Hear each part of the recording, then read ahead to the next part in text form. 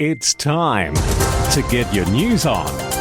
We are VK1WIA. It certainly is the national news for week commencing May 18, 2025. And this week, Kevin, VK4UH WIA VHF UHF Records Manager, joins us.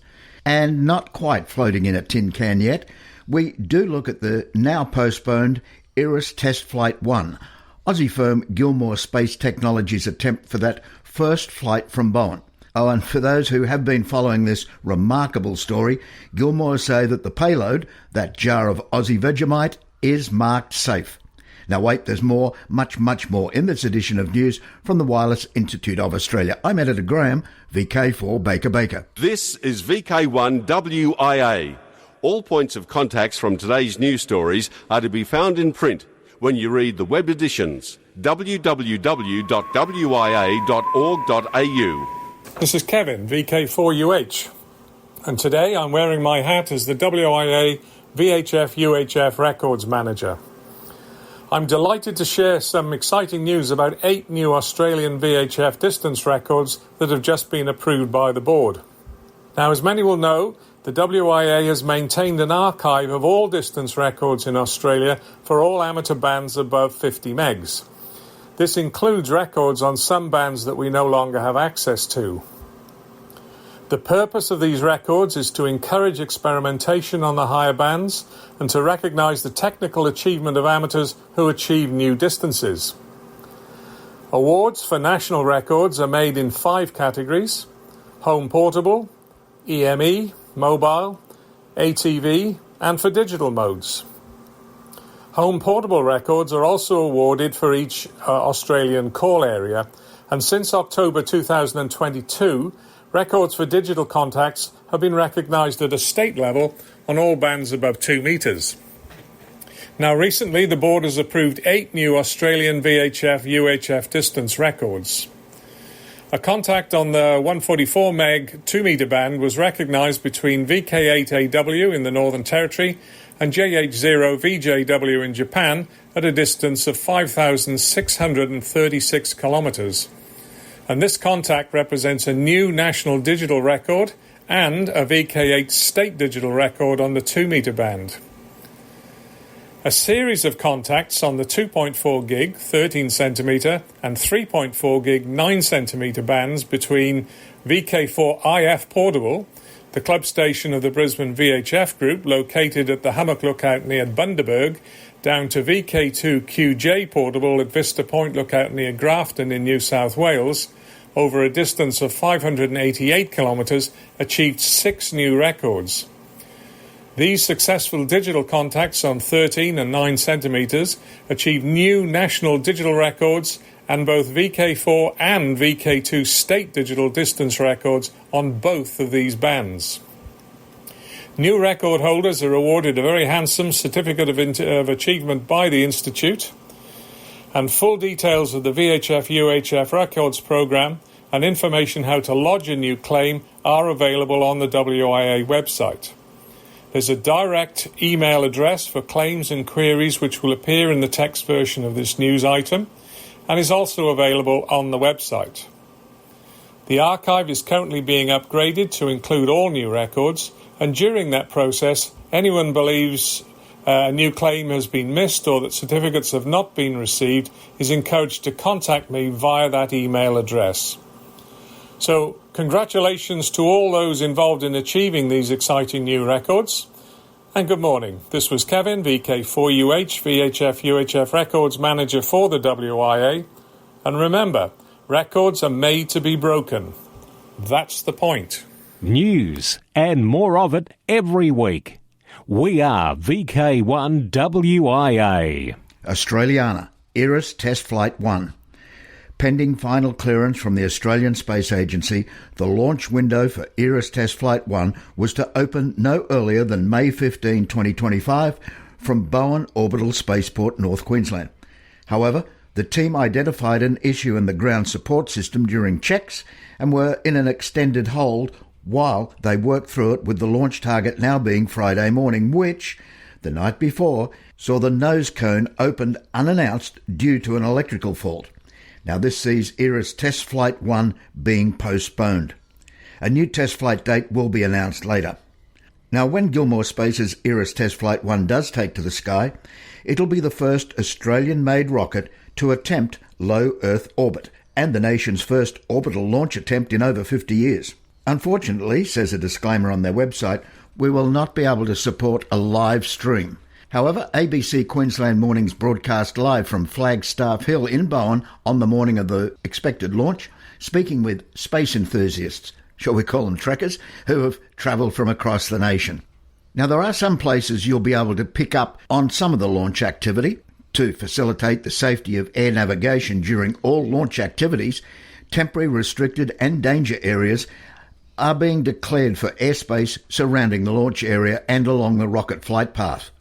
The exact dates and times the restricted and danger areas become active will be communicated via notice to airmen with applicable aviation VHF frequencies. Their call sign, Gilmour Space. And Marine, VHF channels 16, 12, 11 and 14 will provide real-time updates for mariners. Located within the Abbott Point State Development Area in Queensland, this private launch site is operated by Gilmour Space, with their main business HQ being Yatala, south of Brisbane, where a spare nose cone is, as we speak, being prepared to make the long trip north to Bowen for their next attempt. From here, there and everywhere, you've tuned to the Wireless Institute of Australia's national news service. We are VK1WIA. Now with international news, Jason, VK2LAW. Hello, and first up in international news, the IARU has reconfirmed it's considering a proposal to unite 3 regions as one, combined with the International Secretariat to streamline decision-making, to better coordinate shared concerns, and to bolster membership in regions where it's declining. The International Secretariat, the IARU's administrative headquarters, is presently based in the United States. This overwhelming change would not happen overnight, of course. The IARU will be asking member societies to vote after they've reviewed the consultation on restructuring, which is available on the IARU website. Any changes that are approved would not take place before next year. On last week's WIA National News, the VK Ham Radio News You Can Trust, I told you of how Victor Uniform 3 Oscar India is predicting earthquakes using radio waves. Now, to light comes the story of Whiskey 9 X-Ray Kilo Bravo, written in experimentalradio.news.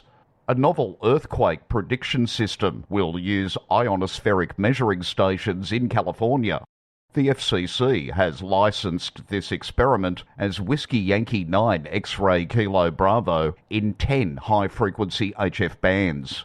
Ionoterra US Survey LLC said, in theoretical scientific research conducted by our CTO, Professor Nathan Blunstein, for 3 decades, he proved that earthquakes can be predicted by a set of certain phenomena in the ionosphere, measured algorithmically hours before the earthquake using several ionosons arranged in a certain configuration. In an initial limited proof of concept conducted way back in 2019, they showed that they can predict earthquakes hours in advance. Last year, the company obtained a patent for their technology in the US and in Japan. Los Angeles is the location of the research because Los Angeles is prone to earthquakes, with 82 reported earthquakes of 3 and above magnitude during 2023. Proposed research, which will be conducted together with at UCLA, is developing the ability to predict earthquakes hours in advance and will provide the opportunity to react and prepare in a timely manner in order to evacuate the population.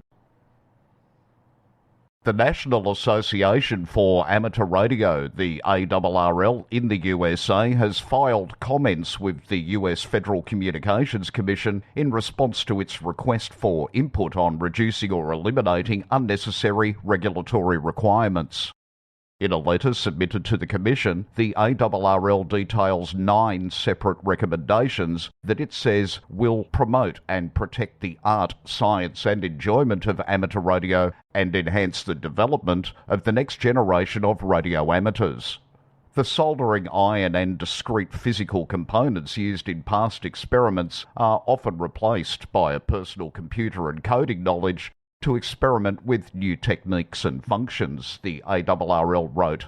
The ARRL said that while digital technologies like FT8, RTTY and PSK31 have become integral to the amateur radio service, entry-level technician class licence privileges have not been updated accordingly. It advocates for granting technicians access to HF frequencies where digital modes are prevalent, which it says is crucial for introducing newcomers to the fundamentals of low-power communication and fostering self-training and emergency communication skills. The youth attracted to amateur radio today will become the wireless engineers and space scientists of tomorrow that are critical to our nation's future if given a chance, said the ARRL. To promote amateur radio and to mark the 100th anniversary of the IARU and the 75th anniversary of the DARC, Journal Dubis is awarding a prize for the theoretical and practical proof that aircraft all over the world can be reliably tracked simply by analysing WSPR log data. 5 years ago, Dr. Robert Westphal, Delta Juliet 4 Foxtrot, presented his concept of using WSPR log data to locate aircraft. In particular, the application to the search for the crash site of the MH370 flight. Opinions are divided as to whether the concept is valid. Critics believe that it's physically impossible and that the proponents of this concept hallucinate flight movements from data only. Proponents of the WSPR radar method, on the other hand, are convinced of the scientific nature, repeatability and precision of their method. Think you can prove it? If successful, it will prove the functionality of a global passive WSPR radar in theory and demonstrate it in practice. The prize is endowed with a total of €7,500. The Board of Trustees of the Canadian Amateur Radio Hall of Fame has announced that John Shoughton, Victor Echo 7 Tango India, and Adam Farson, Victor Alpha 7 Oscar Juliet, now Silent Key, have been named to the Hall of Fame. Radio Amateurs of Canada recognises deserving amateurs by appointments to the Canadian Amateur Radio Hall of Fame. The constitution for the Hall specifies that the appointment as member of the Hall is made for outstanding achievement and excellence of the highest degree, for serious and sustained service to amateur radio in Canada or to amateur radio at large. And now, weird and wonderful. Scott Kelly, who was the first American astronaut to spend almost a year in Earth orbit on board the International Space Station, stars in Never Stop Dreaming, a minute-long film made by Goodnights as a part of its Mission Dry campaign. The link is available in the text edition of this week's WIA National News. The video was released by the nighttime underwear brand on National Astronaut Day, May 5, which coincided with the event when NASA first learned that it needed absorbent undergarments for its crew members. Let's not overlook this essential fashion statement. The specifically designed spacesuit comes with a nifty little feature known as the Maximum Absorbency Garment. Yes, you heard that right. Adult diapers are the unsung heroes of space travel. For those times when nature simply can't wait, these high-tech undergarments have saved many an astronaut from an awkward moment. Man, I gotta pee. Alan Shepard, America's soon-to-be first man in space, radioed to the launch control room from atop his Redstone rocket on May 5, 1961. Astronauts are helping to destigmatise a common childhood experience by pointing out the similarities between what some kids wear to bed and what explorers wear into space. For WIA National News, in Sydney, I'm Jason, VK2WIA. From here, there and everywhere, you've tuned to the Wireless Institute of Australia's National News Service. We are VK1WIA. Now, operational news with VK4FUQ. Felix. Hello there. Now, contest-wise 2025. May 17-18 is the Sangster Shield. QRP CW on 80 metres, wind back the rig to give 5 watts and give it a go. Don Edwards Moore Slow Morse contest, May 17-18. 80 metres on the evening of Saturday 17 May and 40 metres the afternoon of Sunday 18. His Majesty the King of Spain contest CW. Again this weekend a third CW contest 1200 hours Zulu May 17 to 1200 hours Zulu May 18. With all this CW contest activity this weekend, I kind of think it is all a warm-up for next weekend's biggie. CQWPX contest, CW May 24-25. Start 0 hours UTC Saturday, ending in 23:59 hours UTC Sunday. Then in June, VK Shires contest 7th and 8th. NZ Straight Key Night. Next New Zealand Straight Key Night will be held Sunday 8 June from 0800 hours to 0900 hours UTC on 80 metres. VHF UHF Field Day Winter 2025. Saturday 21 June through Sunday 22 June. IAR UHF World Championship. The 24-hour IAR UHF World Championship starts at 1200 hours UTC on Saturday 12 July and ends at 11:59 hours UTC on Sunday 13 July. Trans-Tasman Low Band Contest 19 July. IOTA Contest 19 July. RSGB IOTA Contest July 26 to July 27. Remembrance Day Contest 16th and 17th August. Now the DX window to the world. Celebrating the Deutsche Amateur Radio Club's 75th anniversary, 4 special call signs have been activated by DRC till 31 October. DC7, D5D, DD7, DK7 and DR75 DARC. QSLs via the Bureau or direct to DL2 VFR. Special Event Station GB0 SAR, GB0 Search and Rescue, is active until the 30th of May, supporting SOS Radio Week. The station is using FT4 on 20 metres, but you might also catch it on the other HF bands using phone. France. TM160 ITU now until the 31st of May. The special call sign marks the 160th anniversary of the International Telecommunication Union. QSL via LOTW and EQSL. Switzerland. 4U0 ITU is a call sign for the International Amateur Radio Club at ITU HQ in Geneva to use from the 16th of May to the end of the year, in celebration of the 160th anniversary of the International Telecommunication Union. For WIA National News, I'm Felix, VK4FUQ Inningham. From here, there and everywhere, you've tuned to the Wireless Institute of Australia's National News Service. We are VK1WIA. Now, special interest group news with Bruce, VK3FFF. And a very good day to you. Worldwide special interest groups, astronomy and wireless weather. The Centennial Gleisberg cycle will impact next solar cycle. The next few solar cycles could be even more intense, the result of a little-known phenomenon called the Centennial Gleisberg cycle. Radio amateurs are familiar with the 11-year solar cycle, but for many the Centennial cycle is a relatively unknown phenomenon. The Gleisberg cycle is a slower modulation which suppresses sunspot numbers every 80 to 100 years. For the past 15 years, the Sun has been near a low point in this cycle. But this is about to change. New research published in the journal Space Weather suggests that the Gleisberg cycle is waking up again. If this is true, solar cycles for the next 50 years could become increasingly intense. A distress call that came in via radio, but this wasn't exactly a local call or even a conventional DX call. How about 26,000 light years from Earth?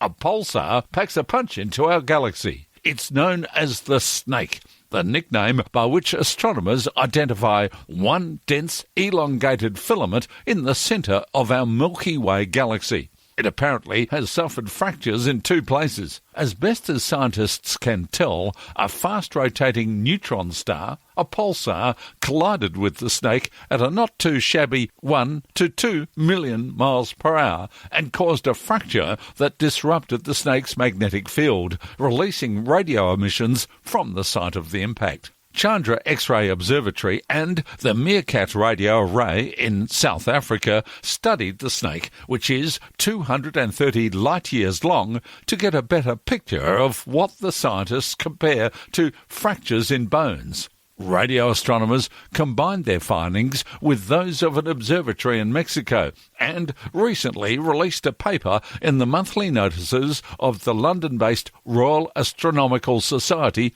describing the event. Whether the Snake can heal is another question altogether.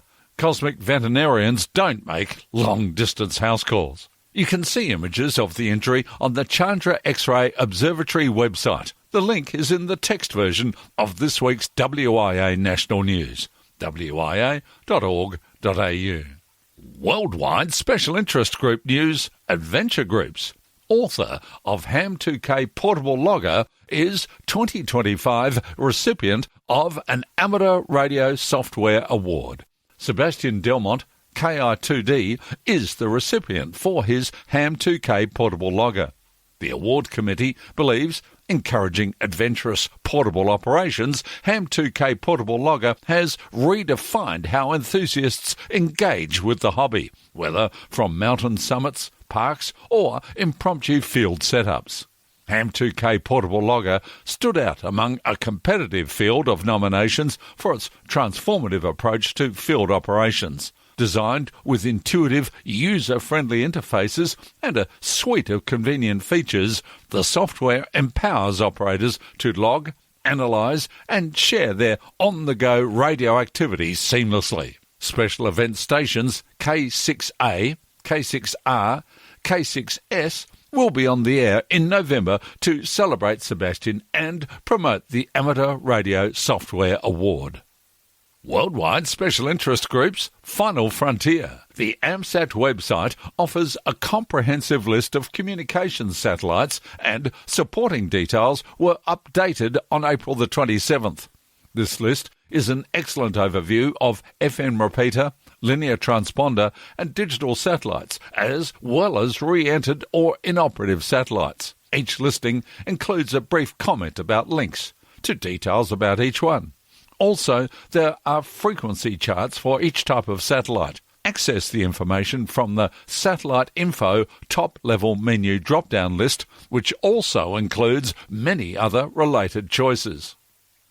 Worldwide Special Interest Groups IOTA, V49K and V4/AC6ZM. One AC6ZM will be active as V4/AC6ZM from St Kitts NA104 from the 18th to 27th of May on CW, FT8, RTTY and some SSB on various HF bands and 6 metres, and will participate in the CQ WPX CW contest as V49K. That contest period May the 24th and 25th.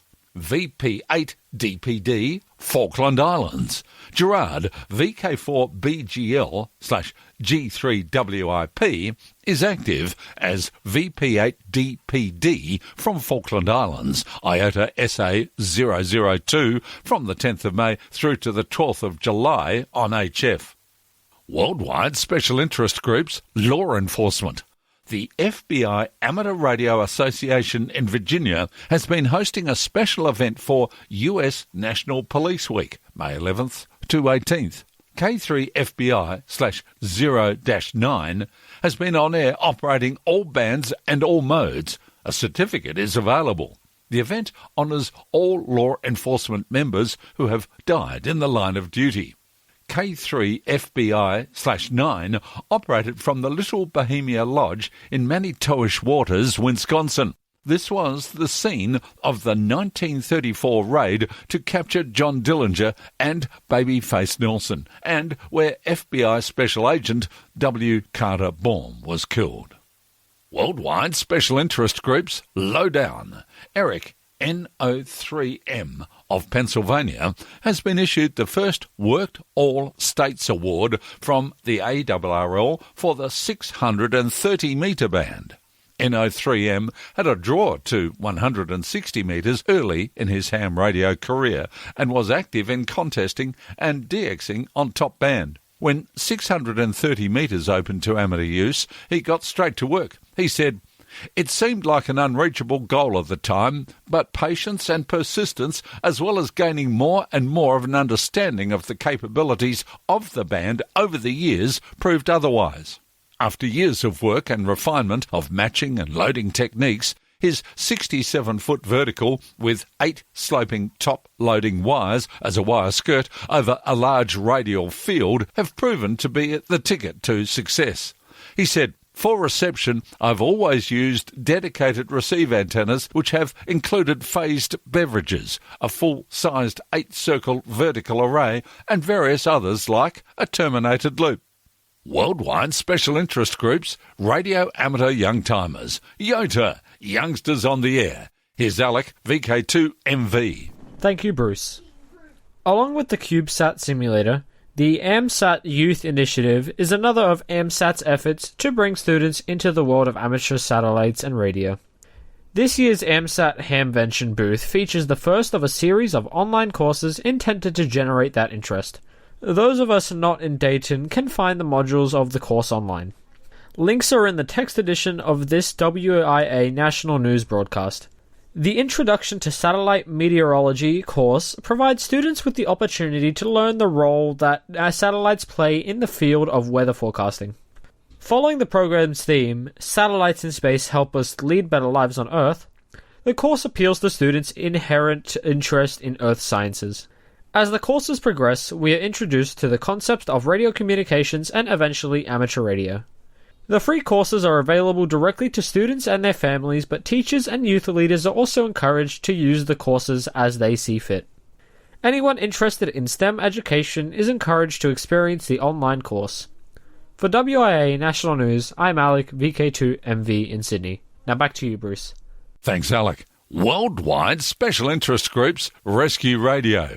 Prepared for disaster. The Alpine Fault Network, AFN, is a team of New Zealand volunteer amateur radio operators passionate about disaster relief communications, coordinated by ZL3PWM, Peter Mott.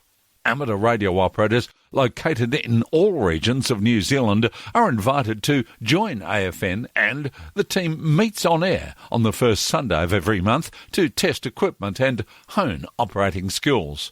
Both permanent base and temporary field stations are encouraged to participate. The on-air group meet morning and evening using not only frequencies assigned to the amateur radio service, but also with local communities using UHF CB.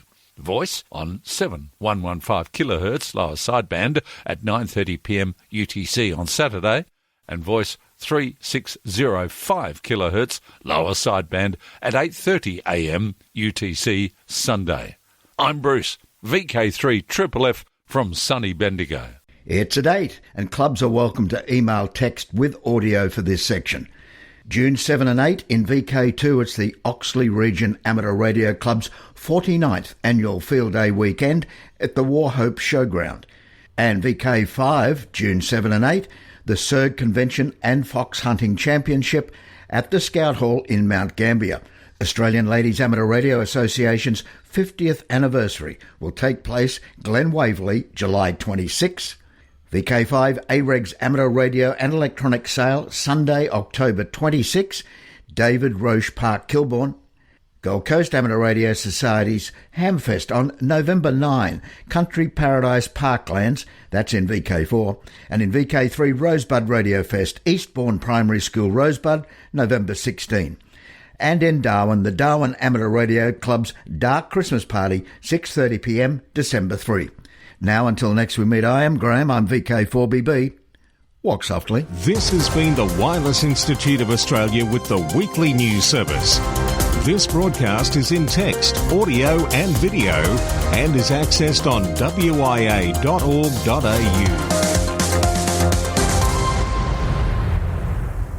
Courtesy of Bevan, VK1WIA's ATV and YouTube channel, this has been WIA National News. We're back now, live and local, and your voice, your callbacks. And don't forget, tick like.